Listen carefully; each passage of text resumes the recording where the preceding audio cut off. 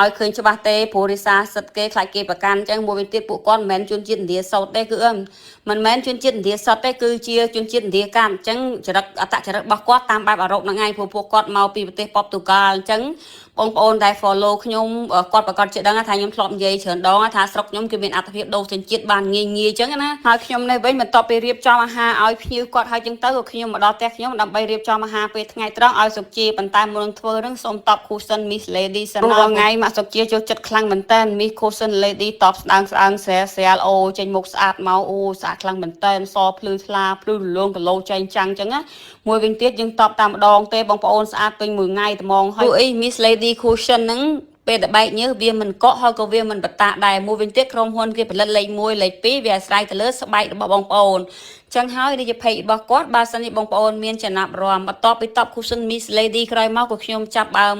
រៀបចំអាហារថ្ងៃត្រង់ដោយសារទុកជាចិត្តចេញពីសាលាញាប់ដៃញាប់ជើងហើយមុខហូបថ្ងៃនេះគឺស្រួលខ្លាំងមែនតើវាអត់មានញ៉ៃញ៉ៃទេ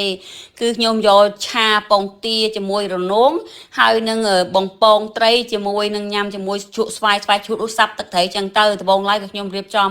សាប់ស្វាយហើយស្វាយដែលខ្ញុំទិញបានមួយទៅតម្លៃ50 មានន័យថា2500លុយខ្មែរយើងនឹងឯងព្រោះនៅស្រុកឥណ្ឌាគេឲ្យតម្លៃអាស្វាយខ្ចីខ្លាំងមែនតើតែម្ដងអាស្វាយខ្ចីវាថ្លៃជាងអាស្វាយទុំទៀតបងប្អូនមូលហេតុដោយសារអាស្វាយខ្ចីហ្នឹងគេយកទៅធ្វើម្ហូបតាមបែបឥណ្ឌាការីឥណ្ឌាអញ្ចឹងណាការីឥណ្ឌាគេដាក់ទៅស្វាយចប់គេមានប្រើសាច់អីទេព្រោះពេលខ្លះក៏ម្ដាយក្មេងខ្ញុំធ្វើដែរប៉ុន្តែអត់ចេះញ៉ាំទេបងប្អូនវារៀងប្រឡែមប្រហែលហាលហ្មិចបាក់ញ៉ាំណាហើយនេះកំពុងតែរៀបចំឆាមុនគេនិយាយទៅឆារបស់ខ្ញុំចូលចិត្តធ្វើវិធីបែបហ្នឹងពងទាគួរដាក់ពងទាមកគ្រាប់អញ្ចឹងទៅក៏ដាក់គ្រឿងក្រៅហើយជាស្រេចកូរវឹកអញ្ចឹងទៅឲ្យចូលជាតិហើយអញ្ចឹងទៅគោខ្ញុំចាប់ដើមយកទៅឆានឹងឯងឆាដំបងដាក់ប្រេងឆាអញ្ចឹងទៅបន្ទាប់មកទៀតក៏ដាក់ខ្ទឹមបំពងខ្ទឹមឲ្យវារៀងក្លោកវាឈ្ងុយតិចមកសូមដាក់ពងទាដែលខ្ញុំលាយគ្រឿងហើយជាស្រេចនឹងបងប្អូនធ្វើវិធីនឹងឆ្ងាញ់ហើយងាយស្រួលទៀតបន្ទាប់មកទៀតក៏ដាក់នៅនងជាការស្រេចគ្រាន់តែកូរវឹកអញ្ចឹងទៅមិនបាច់ចាំដាក់លួចទឹកស្អីទេដោយសាររនងវាចេញទឹកច្រើនអញ្ចឹងក្របហើយអញ្ចឹងទៅបន្ទាប់ចុងក្រោយក៏ដាក់ខ្ទឹមស្លឹកខ្ទឹមជាការស្រេចតែម្ដងបន្ទាប់ពីឆារនងហើយអញ្ចឹងទៅខ្ញុំចាប់ដើមដាក់បំពងត្រីម្ដងប៉ុន្តែប្រើប្រេងឆាម៉មបានហើយកុំប្រើខ្លាំងពេកព្រោះវាមិនល្អសម្រាប់សុខភាពអញ្ចឹងណាហើយត្រីខ្ញុំទិញ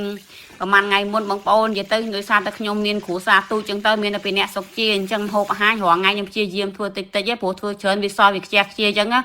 ហើយបងប្អូនមួយចំនួនក៏គាត់ឆ្ងល់ដែរគាត់ថាខ្ញុំធ្វើម្ហូបcooking showរាល់ថ្ងៃញ៉ាំមិនអស់អីចឹងហើយបាទខ្ញុំនិយាយរ៉ាយរាប់ប្រាប់បងប្អូនថារាល់ថ្ងៃខ្ញុំព្យាយាមធ្វើម្ហូបតិចទេមួយវិញទៀតវាមិនឲ្យថា food wasting ឬក៏ចំណាយលុយវាអត់ប្រយោជន៍ដែរព្រោះយើងនៅស្រុកឆ្ងាយយើងទៅនៅពេលយើងទៅស្រុកម្ដងយើងចំណាយលុយច្រើនអញ្ចឹងហើយចាំបាច់ត្រូវសំចៃបើសិនយើងញ៉ាំខ្ជះខ្ជាយទេมันមានសមត្ថភាពទិញសបត់ចំហទៅផ្ទះទេអូខេបងប្អូនហើយឥឡូវនេះផងដែរមុខម្ហូបខ្ញុំឆ្អិនល្មមមានជ្រូកចៀនតិចទៅមានពងទាស្ងោរហើយនឹងមានឆានឹងមានត្រីបំពងតិចទៅនឹងជ្រក់ស្វាយជាការស្រេចអូខេសូមអញ្ជើញ